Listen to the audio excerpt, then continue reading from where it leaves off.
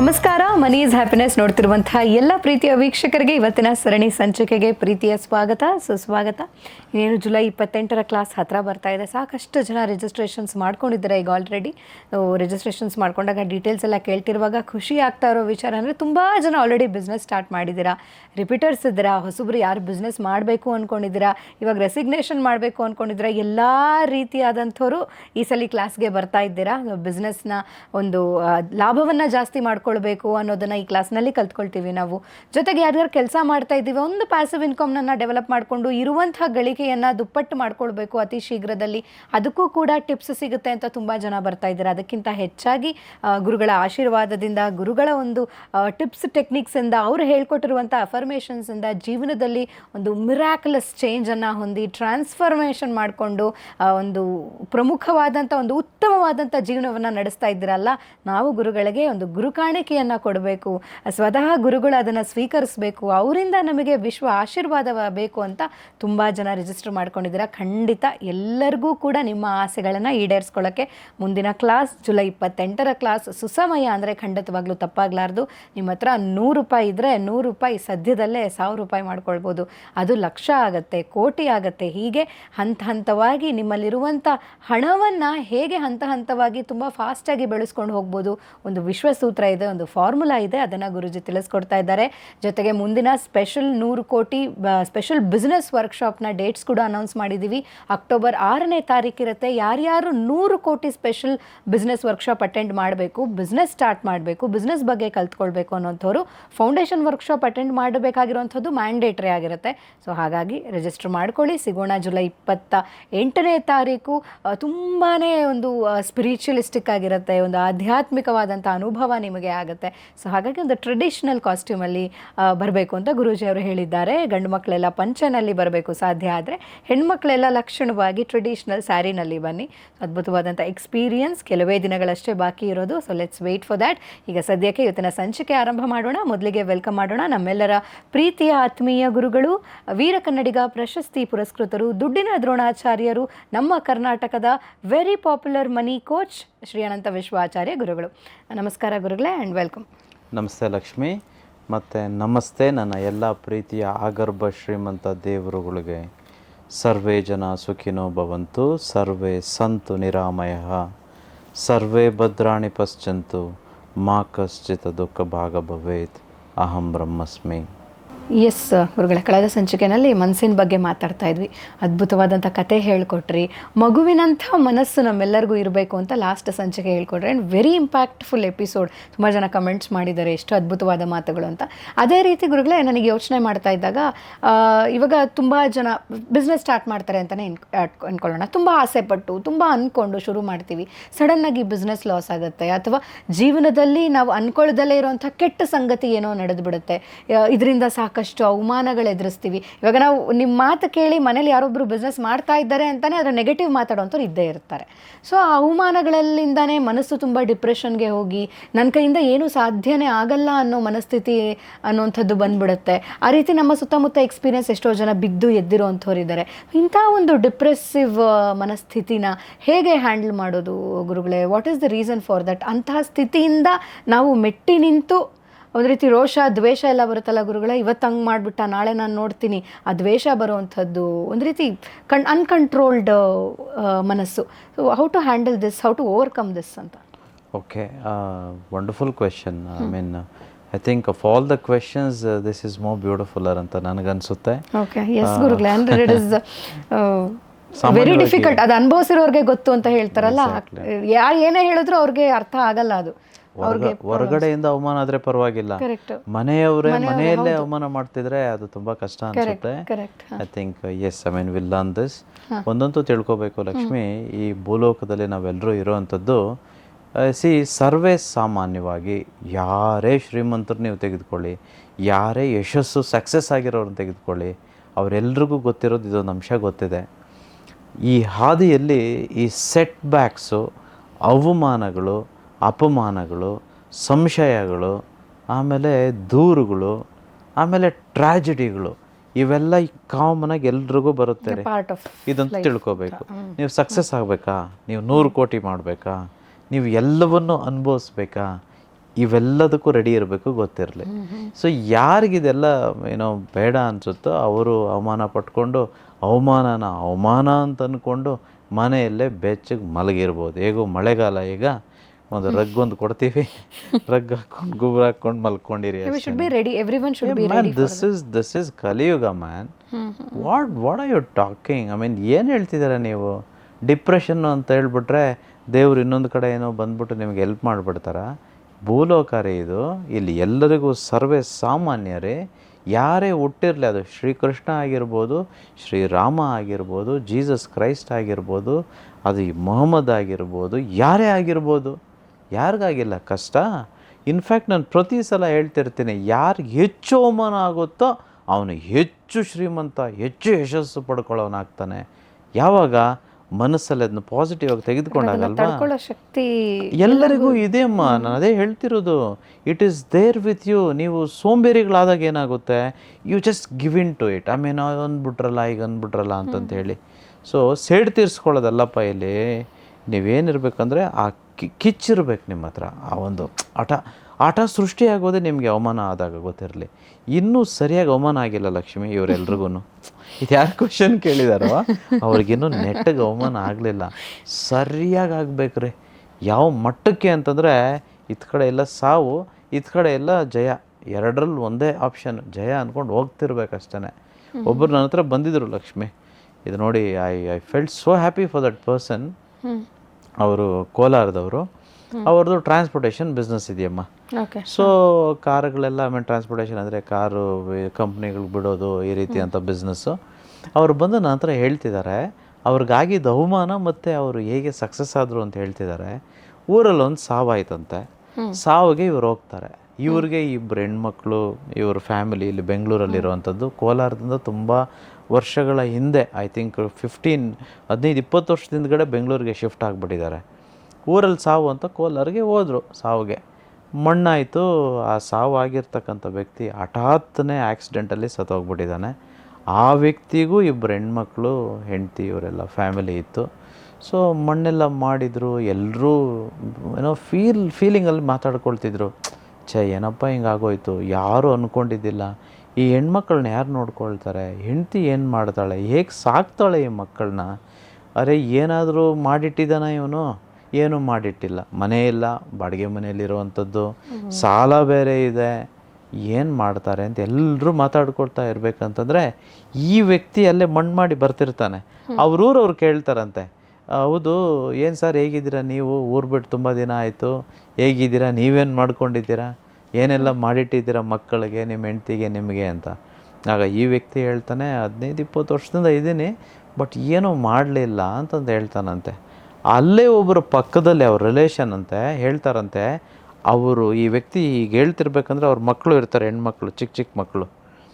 ಆ ಚಿಕ್ಕ ಮಕ್ಕಳನ್ನ ನೋಡ್ಬಿಟ್ಟು ಅವ್ರೂರಲ್ಲಿರೋ ಅವ್ರ ರಿಲೇಷನ್ ಹೇಳ್ತಾರಂತೆ, ಮಕ್ಕಳೇ ನೀವಿಬ್ಬರು ಇದ್ದೀರಲ್ವ, ನಿಮ್ಮಿಬ್ಬರು ಏನು ಕೊಡ್ತಾರೆ ಗೊತ್ತಾ, ನಿಮ್ಮಪ್ಪ ಚಿಪ್ ಅಂತೂ ಕೊಡಲ್ಲ, ಯಾಕಂದರೆ ಟ್ರಾನ್ಸ್ಪೋರ್ಟೇಷನ್ ಬಿಸ್ನೆಸ್ ಇದೆ, 2 ಹಳೇ ಕಾರ್ಗಳು ಕೊಟ್ಬಿಡ್ತಾನಮ್ಮ ನಿಮ್ಮಿಬ್ಬರಿಗೆ. ಜಮೀನು ಇಲ್ಲ, ಮನೇನೂ ಇಲ್ಲ, ಬಂಗಾರ ಇಲ್ಲ, ಯಾಕಂದ್ರೆ 15-20 ವರ್ಷ ಆದರೂ ಏನೂ ಮಾಡಲಿಲ್ವಲ್ಲ. 2 ಹಳೇ ಕಾರುಗಳಂತೂ ಗ್ಯಾರಂಟಿಯಾಗಿ ಕೊಡೋದಂತೂ ನಿಮಗೆ ಅಂತ ಹೇಳ್ತಾರಂತೆ. ಫುಲ್ ಅವಮಾನ ಆಗ್ಬಿಡುತ್ತಂತೆ ಇವನಿಗೆ. ಏನಪ್ಪ ಹಿಂಗೆ ಅಂದ್ಬಿಟ್ರು, ನನ್ನ ಮಕ್ಕಳಿಗೆ ಹಳೇ ಕಾರುಗಳು, ಹಂಗಂತಂದ್ರೆ ಏನಾದರೂ ಆದರೆ ಇವರೆಲ್ಲ ಬೀದಿ ಪಾಲೇನಾ ಅಂತ ಅಂದ್ಕೊಂಡು ಬರ್ತಾನೆ ಲಕ್ಷ್ಮಿ. 2 ವರ್ಷದಲ್ಲಿ ನನ್ನ ಮುಂದೆ ಕುಳಿತುಕೊಂಡು ತೋರಿಸ್ತಿದ್ದಾರೆ ಇನಾಗ್ರೇಷನ್ ಫೋಟೋ. ಗುರುಗಳೇ, ಅವ್ರು ಅಂದಿದ್ದು 2 ವರ್ಷದಲ್ಲಿ ಮನೆ ಇನಾಗ್ರೇಷನ್ನು. ಅವರಿರೋವಂಥದ್ದು ಬೆಂಗಳೂರಲ್ಲಿ, ಈಗ ಬೆಂಗಳೂರಲ್ಲೇ ಮನೆ ಕಟ್ಟಿದ್ದಾರೆ, ಆಮೇಲೆ ಕಾರ್ ತೆಗೆದಿದ್ದಾರೆ, ಜಮೀನು ತೆಗೆದಿದ್ದಾರೆ, ಎಲ್ಲವೂ ಆಯಿತು 2 ವರ್ಷದಲ್ಲಿ. ಯಾವ ಅಫರ್ಮೇಷನು ಟೆಕ್ನಿಕ್ಕಿಂತ ಹೆಚ್ಚಾಗಿ ವರ್ಕ್ ಆಗಿದ್ದು ಅವ್ರು ಮಾಡಿದ ಅವಮಾನ. I always thank my relative. ಅವ್ರು ಹೇಳಿದ್ರಲ್ಲ, I am really grateful to them. So ಸಾಧನೆ ಅಂತಂದರೆ ಲಕ್ಷ್ಮಿ, ಅವಮಾನ ಅಂತಂದರೆ ಸೇಡು ತೀರಿಸ್ಕೊಳ್ಳೋದಲ್ಲಪ್ಪ, ಅವ್ರು ನಮ್ಮನ್ನು ನೋಡಬೇಕು ಅಂದವರು ಯಾವ ಮಟ್ಟಕ್ಕೆ ಬೆಳೆದ್ಬಿಟ್ನಪ್ಪ. The best revenge is massive success.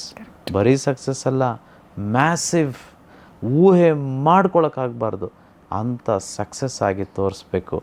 ಸಾಧನೆಗಿಂತ ಸೂಕ್ತವಾದ ಸೇಡು ಇನ್ನೊಂದಿಲ್ಲ. ಸಾಧನೆನೇ ಸೇಡು ಅಂತ ಆಗಿರಬೇಕು. ಸೊ ಹಾಗಾಗಿ ನೀವು ಇತಿಹಾಸ ನೋಡಿ, ಒಂದು ಮಾಮೂಲಿ ಮೋಹನ್ ದಾಸ್ ಕರಮಚಂದ್ ಗಾಂಧಿ, ಮಾಮೂಲಿ ವ್ಯಕ್ತಿ, ಆರ್ಡಿನರಿ ಪರ್ಸನ್ ಅಪ್ಪ. ಯಾರೋ ಬ್ರಿಟಿಷ್ ವ್ಯಕ್ತಿ ಟ್ರೈನಿಂದ ಆಚೆಗೆ ದೂಡದೆ ಹೋಗಿದ್ದಿದ್ರೆ ಪ್ರಾಬಬ್ಲಿ ಅವರು ಮಹಾತ್ಮ ಗಾಂಧಿ ಆಗ್ತಾನೆ ಇರಲಿಲ್ಲ. ಪ್ರಾಬಬ್ಲಿ ನಮಗೆ ಸ್ವಾತಂತ್ರ್ಯ ಲೇಟಾಗಿ ಸಿಗ್ಬೋದಿತ್ತೇನೋ, ಅಥವಾ ಇನ್ನೊಬ್ಬರಿಂದ ಬೇರೆಯವ್ರಿಂದ ಸಿಗ್ಬೋದಿತ್ತೇನೋ. ಹೇಗ್ರಿ ಮಹಾತ್ಮ ಗಾಂಧಿ ಆದ್ರವರು ಎಷ್ಟು ಇನ್ಸಲ್ಟ್ ಮಾಡಿರಬೇಡ ಅವ್ರಿಗೆ. ಸೌತ್ ಆಫ್ರಿಕಾದಲ್ಲಿ ಇರಬೇಕಂತಂದರೆ ಒಂದು ಲಾಯರ್ ಆಗಿದ್ದರು, ಫಸ್ಟ್ ಕ್ಲಾಸ್ಗೆ ಎಲಿಜಿಬಲ್ ಆಗಿ ಟಿಕೆಟ್ ತೆಗೆದುಕೊಂಡು ಕೂತಿದ್ರು, ರೈಲಿಂದ ಆಚೆಗೆ ಹಟ್ತಾರಲ್ವ, ಅವಮಾನ ಅಲ್ವಾ? ಅದಕ್ಕಿಂತ ಹೆಚ್ಚು ಅವಮಾನ ನಮಗೂ ನಿಮಗಾಗಿದೆಯಾ? ಆಫ್ಟರ್ ಆಲ್ ಅವಮಾನ ಮಾಡ್ತಿರೋದು ನಮ್ಮ ಮನೆಯವರು, ಪಕ್ಕದ ಮನೆಯವರು, ಇಲ್ಲ ಯಾರೋ ಗೊತ್ತಿರೋರು. ಇವ್ರಿಗೆ ಯಾರೋ ಹೊರದೇಶದವನು ಬ್ಲ್ಯಾಕ್ ಅಂತ ಕರೆದು ಆ ರೀತಿ ಅವಮಾನ ಮಾಡಿದಾಗ ಅದಕ್ಕೆ ಹೆಚ್ಚು ಅವಮಾನ ಆಯಿತು, ಹೆಚ್ಚು ದೊಡ್ಡ ಸಾಧನೆ ಮಾಡಿಬಿಟ್ಟ. ಹೇಗೆ ಬಂತು ರೀ ಲ್ಯಾಂಬೋರ್ಗಿನಿ? ಒಂದು tractor manufacturer Lamborghini, Ferruccio Lamborghini, Ferrari company ಅವನು ಇನ್ಸಲ್ಟ್ ಮಾಡ್ತಾನೆ. ಹೋಗೋ ನೀನು ಟ್ರ್ಯಾಕ್ಟ್ರಿ ಮಾಡೋನು, ನನಗೆಲ್ಲ ಕೊಡಬೇಡ ನಿನಗೆ ಸಜೆಷನು ಅಂತಂತೇಳಿ ಫೆರಾರಿಗೆ ಕಾಂಪಿಟೇಟರ್ ಆಗಿ ಅವನು ಬರ್ತಾನೆ.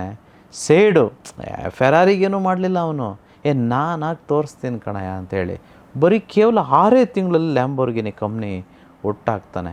ಇವತ್ತು ಫೆರಾರಿಗಿಂತ ಹೆಚ್ಚು ಅಂತ ಹೇಳ್ಬೋದು ಲ್ಯಾಂಬೋರ್ಗಿನಿ. ಅಷ್ಟೇ ಯಾಕೆ, ರತನ್ ಟಾಟಾ ಅವರು ಹೇಗೆ ಫೋರ್ಡ್ ಕಂಪ್ನಿನ ಪರ್ಚೇಸ್ ಮಾಡಿದ್ರು, ಫೋರ್ಡ್ ಅವ್ರು ಹೇಗೆ ಇನ್ಸಲ್ಟ್ ಮಾಡ್ತಾರೆ ರತನ್ ಟಾಟಾಗೆ, ನಿನಗೆ ಕಾರೆಲ್ಲ ಬರಲ್ಲ ಕಣಯ್ಯ, ನೀನು ಯಾವುದೋ ಬೇರೆ ಬಿಸ್ನೆಸ್ ಮಾಡ್ಕೊ ಅಂತ ಹೇಳ್ತಾರೆ. ಕೇವಲ ಗಂದಿದ್ದು ಕೆಲವೇ ವರ್ಷಗಳಲ್ಲಿ ಇವತ್ತು ರೇಂಜ್ ರೋವರು, ಲ್ಯಾಂಡ್ ರೋವರ್ ಅಂತ ಏನು ಹೇಳ್ತೇವೋ ಅದು ರತನ್ ಟಾಟಾ ತೆಗೆದುಕೊಳ್ತಾರೆ. ಅವಮಾನ ಆದರೆ ಮನೇಲಿ ಕೂತ್ಕೊಳ್ಳೋದಲ್ಲ, ಏನೋ ಅವಮಾನ ಆಗಿದೆ ಅಂದ್ಕೊಳ್ಳಿ, ಎದ್ದು ನಿಂತ್ಕೊಂಡು ಸಾಧನೆ ಮಾಡಬೇಕು. ಪ್ರತಿ ಸಲ ಹೇಳ್ತಿರ್ತಾನೆ, ಯಾರಿಗೆಲ್ಲ ಸಾಲ ಆಗಿದೆಯೋ, ಯಾರೆಲ್ಲ ಕಷ್ಟದಲ್ಲಿದ್ದೀರೋ, ಹೆಚ್ಚು ಡಿಪ್ರೆಷನಲ್ಲಿದ್ದೀರೋ, ಸಿಂಗಲ್ ಪೇರೆಂಟ್ಸೋ, ಇಲ್ಲ ತುಂಬ ನೋವುಗಳು ಅದು ಇದು ಅಂತ ಇರ್ತಿರೋ, ನಿಮಗಿದೆ ರೀ ಚಾನ್ಸು ಚರಿತ್ರೆ ಬರೆಯೋದು. ಬರೆದ್ಬಿಡ್ರೆ ಎಲ್ಲರೂ ಓದಲಿ ಸ್ಕೂಲ್ಗಳಲ್ಲಿ ನಿಮ್ಮ ಬಗ್ಗೆ, ಇಂಥವ್ರು ಇದ್ರಪ್ಪ, ಏನೂ ಇರಲಿಲ್ಲ ಇವ್ರಿಗೆ, ಇಷ್ಟು ಕಷ್ಟ ಇತ್ತಂತೆ, ಈಗ ಆದ್ರಂತೆ ಅಂತ ಮುಂದಿನ ಪೀಳಿಗೆಗಳು ಓದಲಿ ನಿಮ್ಮ ಬಗ್ಗೆ. ಅಂಥ ವ್ಯಕ್ತಿಗಳಾಗಬೇಕೇ ಹೊರತು ಡಿಪ್ರೆಷನ್ನು ಅದು ಇದು ನನ್ನ ಕೈಲಿ ಆಗಲ್ಲ ಅಂತ ಮನೇಲಿ ಕೂತ್ಕೊಳ್ಳೋದಲ್ಲ. ಹಂಗೆ ಕೂತ್ಕೊಳ್ಳೋಂಗಿದ್ರೆ ಊಟ ತಿಂಡಿ ಎಲ್ಲ ಬಿಟ್ಬಿಟ್ಟು ಜೀವ ಸಮಾಧಿ ಆಗಿಬಿಡೋದೇ ಬೆಟ್ರ್ ಅಂದ್ಕೊಳ್ತೀನಿ. ಅಲ್ಲ, ಈಗ ಡಿಪ್ರೆಷನ್ ಮಾಡ್ಕೊಂಡು ಯಾಕೆ ಸುಮ್ಮನೆ ಬದುಕಿರ್ಬೇಕಲ್ವಾ?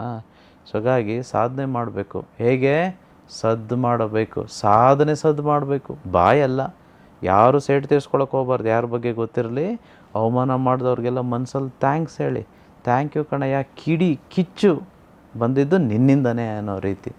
ಯಾರೋ ಮೊನ್ನೆ ಒಂದು ಕಾರ್ ಹಿಂದ್ಗಡೆ ನೋಡಿದೆ, ನೋಡಿ ಅದೆಲ್ಲ ಸಕ್ಸಸ್ ಅಲ್ಲ, ಅದು ಸೇಡಿಗೆ ಬರೆದ್ಬಿಟ್ಟಿದ್ದ ನಮ್ಮ ಕಾರ್ ಹಿಂದ್ಗಡೆ.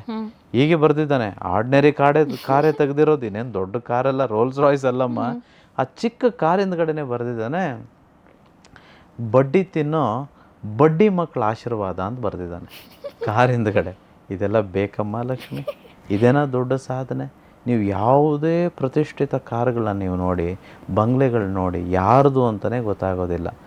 ಸಾಧನೆ ಆಗಿರ್ಬೇಕ್ರೆ ಚಿಕ್ಕ ಪುಟ್ಟ ವಿಚಾರಗಳಿಗೇನೋ ಬರ್ಕೊಂಡು ತೋರಿಸ್ಕೊಂಡು, ಅಥವಾ ಏನೋ ಒಂದು ಚಿಕ್ಕದಾದರೆ ಹಾಗೆ ರೀಲ್ಸ್ ಮಾಡಿ ಹಾಕ್ಬಿಡೋದು, ಇಲ್ಲ ಸ್ಟೇಟಸ್ ಹಾಕ್ಬಿಡೋದು, ಇವೆಲ್ಲ that is not a success man. You have that within you, create an history man. So ಅದು ಏನದು ಸಮಾಧಿಗೆ ಹೋಗೋದಕ್ಕಿಂತ ಮುಂಚೆ ರೆಸ್ಟ್ ಇನ್ ಪೀಸ್ ಅಂತ ಯಾರೋ ಹೇಳೋದಂತಲ್ಲ, ಆ ಪೀಸ್ಫುಲಿ ಸಾಯಬೇಕು ಅಂತಂದರೆ ಅದೇನೇನಿದೆಯೋ ಅದನ್ನೆಲ್ಲ, ಈ ಭೌತಿಕ ಪ್ರಪಂಚದಲ್ಲಿ ಏನೇನಿದೆಯೋ ಎಲ್ಲ ಸಿರಿ ಸಂಪತ್ತುಗಳನ್ನ ನಾವು ಪಡ್ಕೋಬೇಕು. ಎಲ್ಲರಿಗೂ ಸಾಧ್ಯ ಮಾಡಬೇಕು. ಅವಮಾನ ಹೆಚ್ಚಾಗಿದೆಯಾ, ನಿಮಗೆ ಚಾನ್ಸ್ ಇರೋದು ಜಾಸ್ತಿ, ಗೊತ್ತಿರಲಿ. ಸೊ ಅವಮಾನ ಆಗದೆ ಇನ್ನೂ ಸರಿಯಾಗಿ ಆಗಲಿಲ್ವಾ, ಡಿಪ್ರೆಷನಲ್ಲಿರ್ತೀರ. ಇನ್ನೂ ಬೇಕು ನಮಗೆ, ಮಾಡಬೇಕು ಡಿಪ್ರೆಷನ್, ಅದಕ್ಕೆ ಮಾಡಬೇಕು ಇನ್ಸಲ್ಟು. ಎಷ್ಟು ಜನ ಇನ್ಸಲ್ಟ್ ಮಾಡ್ತಾರೋ ಅಷ್ಟು ದೊಡ್ಡವರಾಗ್ತಿರ್ತೀವಿ ಅಂತ ಅನ್ಕೋಬೇಕು. Be positive man, become rich. Excellent ಗುರುಗಳೇ, ವೆರಿ ನೈಸ್. ತುಂಬ ಜನಕ್ಕೆ, ಇನ್ಫ್ಯಾಕ್ಟ್ ನಮ್ಮ ಕಾರ್ಯಕ್ರಮ ನೋಡ್ತಿರೋರ್ಗೂ ಎಷ್ಟೋ ಜನಕ್ಕೆ ಅನ್ನಿಸ್ತಾ ಇರುತ್ತೆ, ಅಟ್ಲೀಸ್ಟ್ 10% ಆಫ್ ದಿ ಪೀಪಲ್, ಅಯ್ಯೋ ಆಗೋಯ್ತಪ್ಪ, ಏನು ಮಾಡಿದ್ರು ಆಗಲ್ಲ ಅಂತಾರೆ. It was like boosting words from your end. Thank you so much. ಎಲ್ಲರ ಪರವಾಗಿ ನನ್ನ ಕಡೆಯಿಂದ ಥ್ಯಾಂಕ್ಸ್. ಎಸ್ ಟೆಕ್ನಿಕ್ ಗುರುಗಳೇ, ಇವತ್ತು ಎಸ್ ವೆರಿ ಬ್ಯೂಟಿಫುಲ್ ಟೆಕ್ನಿಕ್. ಇವತ್ತು ಎಲ್ಲಿಗೆಲ್ಲ, ಯಾವ ಸ್ಥಳಗಳಿಗೆಲ್ಲ, ಯಾರನ್ನು ಮೀಟ್ ಮಾಡೋಕ್ಕೆ ಹೋದಾಗೆಲ್ಲ ಬರೀ ಕೈಯಲ್ಲಿ ಹೋಗಬಾರ್ದು. ಇದು ಮತ್ತು ಒಂದು ಅದ್ಭುತವಾದ ವಿಶ್ವತಂತ್ರ. ಎಲ್ಲೆಲ್ಲೆಲ್ಲ ಹೋಗಬಾರ್ದು ಅಂತ ಹೇಳ್ತೀನಿ. ಈಗ ತಂದೆ ತಾಯಿನ ನೋಡೋಕೆ ಹೋಗ್ತಿರ್ತೀವಿ, ಅಥವಾ ವಯಸ್ಸಾದವ್ರನ್ನ ನೋಡೋಕೆ ಹೋಗ್ತಿರ್ತೀವಿ. ಅಲ್ಲಿ ಬರೀ ಕೈಯಲ್ಲಿ ಹೋದರೆ ಪಾಪ ಬರುತ್ತೆ ಗೊತ್ತಿರಲಿ. ಸೊ ಇದು ಒಂದು. ಎರಡನೇದು, ನೀವು ಹಾಸ್ಪಿಟ್ಲಿಗೆ ಯಾರನ್ನೋ ರೋಗಿಗಳನ್ನ ನೋಡ್ಲಿಕ್ಕೆ ಹೋಗ್ತಿರ್ತೀರ, ಬರೀ ಕೈಯಲ್ಲಿ ಹೋದರೆ ಮತ್ತೆ ನಿಮಗೆ ಪಾಪ ಬರುತ್ತೆ ಗೊತ್ತಿರಲಿ. ಮೂರನೇದು, ನಿಮ್ಮ ಮನೆಯಲ್ಲಿ ಮಕ್ಕಳಿದ್ರೆ ಪ್ರತಿದಿನವೂ ಬರೀ ಕೈಯಲ್ಲಿ ಹೋಗೋಂಗಿಲ್ಲ, ಏನಾದರೂ ತೆಗೆದುಕೊಂಡು ಹೋಗ್ಬೇಕು. ಯು ಗೆಟ್ ಲಾಡ್ ಆಫ್ ಪುಣ್ಯ, ತುಂಬ ಬ್ಲೆಸ್ಸಿಂಗ್ ಬರುತ್ತೆ ನಿಮಗೆ. ಅಥವಾ ಯಾರೇ ಮನೆಗೆ ಹೋದರೆ ಅಲ್ಲಿ ಮನೆಯಲ್ಲಿ ಮಕ್ಕಳಿದ್ರೆ ನೀವೇನಾದರೂ ತೆಗೆದುಕೊಂಡು ಹೋಗಬೇಕು. ಇದೆಲ್ಲ ನಮ್ಮ ಸಂಪ್ರದಾಯ ಗೊತ್ತಿರಲಿ. ನಾನು ಹೊಸ್ದಾಗಿ ಹೇಳ್ತಿದ್ದೀನಿ ಅಂತಂತಲ್ಲ, ಎಷ್ಟೋ ದಶಲಕ್ಷ ವರ್ಷಗಳಿಂದ ನಾವು ಮಾಡಿರೋವಂಥದ್ದು ಹೇಳ್ತಿದ್ದೀನಿ. ಸೊ ಈ ತಾಂಬೂಲ ಅಂತ ಲಾಸ್ಟ್ ಟೈಮ್ ಏನು ಹೇಳಿದೆ, ನಾವು ಯಾವತ್ತೂ ಕೊಡೋರಾಗಿರಬೇಕು. ನಮಗೇನಾಗುತ್ತೆ, ಪಾಪಕರ್ಮಗಳಿದ್ರೆ ಅದರಿಂದ ಕಳೆದೋಗ್ಬಿಡುತ್ತೆ. ಅದೇ ರೀತಿ ನೀವು ದೇವಸ್ಥಾನ ಆಗ್ಬೋದು ಅಥವಾ ಗುರುಗಳನ್ನ ಮೀಟ್ ಮಾಡಲಿಕ್ಕೆ ಹೋದಾಗಲೂ ನೀವು ಬರೀ ಕೈಯಲ್ಲಿ ಬರೋ ಆಗಿಲ್ಲ. ಸೊ ಇವೆಲ್ಲ ಒಂದು ವಿಚಾರಗಳು ನೀವು ನೋಡಿದ್ರೆ everywhere there is lot of sort of ಕ್ರಿಯೆ. ನೀವು ಕೈಯಲ್ಲಾಡಿಸ್ಕೊಂಡು ಹೋಗ್ತಿಲ್ಲ. ಸೊ ಹಾಗಾಗಿ ಇದ್ಯಾವುದು ಹೊರಗಿನ ದೇಶದವರ ಒಂದು ಹೆಚ್ಚು ಇದು ಗ್ಲೋಬಲೈಸ್ ಆಗಿರೋದಕ್ಕೆ ನಾವು ಇದೆಲ್ಲ ಮರ್ತೋಗಿದ್ದೇವೆ. The more you give, the more you will get in abundance that too. So please give. ನಿಮ್ಗೆ ಗೊತ್ತಿರಬೇಕು ಎಲ್ಲಿ ಕೊಡಬೇಕು. ಫಾರ್ಮುಲಾ ಇದೆ ಇದಕ್ಕೆ. ಆ ಫಾರ್ಮುಲಾ ಪ್ರಕಾರ ನೀವು ಕೊಡಬೇಕು. That's the technique. Yes, very nice ಗುರುಗಳೇ. ಆ್ಯಂಡ್ ಪ್ರತಿ ಸಂಚಿಕೆಯಲ್ಲಿ ನಾವು ಎಷ್ಟು ಕಲಿತಾ ಹೋಗ್ತೀವಿ, ಅದೇ ರೀತಿ ಇದೆಲ್ಲ ಒಂದೊಂದು ಪಾಯಿಂಟ್ ಅಂತ ಅಂದರೆ ಇದನ್ನು in depth with more examples with live demonstration ನಾವು ಕ್ಲಾಸಲ್ಲಿ ಎನಿವೇಸ್ ಕಲಿತೀವಿ. ಬರೀ ಕೈಯಲ್ಲಿ ಬರಬಾರ್ದು ಅಂತ ಹೇಳಿದ್ವಿ. ಇನ್ಫ್ಯಾಕ್ಟ್ ತುಂಬ ಜನಕ್ಕೆ ನಿಮಗೆ ಏನೋ ಒಂದು ಕಾಣಿಕೆ ಕೊಡಬೇಕು ಅನ್ನೋ ಆಸೆ ಇತ್ತು. ಬಟ್ ಆ ಸೆಷನ್ಸ್ ಮಧ್ಯ ಮಧ್ಯ ನಿಮಗೆ ಎಲ್ಲರನ್ನೂ ಮೀಟ್ ಮಾಡಿ ಪಡ್ಕೊಳ್ಳೋಕೆ ಸಾಧ್ಯ ಆಗಿರಲಿಲ್ಲ. ತುಂಬ ಜನ ಕೇಳಿದ್ರು, ಅದನ್ನು ನಾನು ನಿಮ್ಮ ಹತ್ರ ಹೇಳಿದ್ವಿ. ಸೊ ಹಾಗಾಗಿ ಒಂದು ವಿಶೇಷವಾದಂಥ ವಿಶ್ವಕ್ರಿಯೆ ಧ್ಯಾನ ಮಾಡಿ ಈ ಮುಂದಿನ ಕ್ಲಾಸ್ನ ಒಂದಷ್ಟು ಭಾಗವನ್ನು ಎಕ್ಸ್ಕ್ಲೂಸಿವ್ ಆಗಿ ಗುರು ಕಾಣಿಕೆ ನೀವು ಕೊಡೋದಕ್ಕೆ ಅಂತಲೇ ನಾವು ಮೀಸಲಿಟ್ಟಿರ್ತೀವಿ. ಎಲ್ಲರೂ ಕಾಯ್ತಾ ಇದ್ದಾರೆ ಗುರುಗಳೇ. ಕ್ಲಾಸ್ ಕೂಡ ಹತ್ರ ಬರ್ತಾ ಇದೆ. See you there and thank you so much for another beautiful episode ಗುರುಗಳೇ. Thank you so much Lakshmi. Thank you. Yes, ಗುರು ಕಾಣಿಕೆ ತುಂಬ ಜನ ಕೊಡುವಂಥ ಅವಕಾಶ ನಿಮಗಿದೆ. ಚಿಕ್ಕದಾದರೂ ಪರವಾಗಿಲ್ಲ, ತುಂಬ ಚಿಕ್ಕದಾದರೂ ಪರವಾಗಿಲ್ಲ, ಭಕ್ತಿಯಿಂದ ಶ್ರದ್ಧೆಯಿಂದ ಮನಸ್ಸಿನಿಂದ ತಗೊಂಡು ಬನ್ನಿ. ಗುರೂಜಿ ಅವರ ಅಮೃತ ಹಸ್ತದಿಂದ ಅವರೇ ಸ್ವೀಕರಿಸ್ತಾರೆ, ಹಿಂತಿರುಗಿಸಿ ನಿಮಗೆ ವಿಶ್ವ ಆಶೀರ್ವಾದವನ್ನು ಕೊಡ್ತಾರೆ. ಕ್ಲಾಸಸ್ ಹತ್ರ ಬರ್ತಾ ಇದೆ. ಸೊ ಬೇಗ ಬೇಗ ರಿಜಿಸ್ಟರ್ ಮಾಡ್ಕೊಳ್ಳಿ. ಕೆಲವೇ ಸೀಟ್ಸ್ ಅಷ್ಟೇ ಬಾಕಿ ಇರೋವಂಥದ್ದು. ರಿಜಿಸ್ಟರ್ ಮಾಡ್ಕೊಳ್ಳಿ. ಸಿಗೋಣ, ತುಂಬ ವಿಚಾರಗಳನ್ನ ಕಲ್ತ್ಕೊಳ್ಳೋಣ. ಅಲ್ಲಿವರೆಗೂ ನಮಸ್ಕಾರ.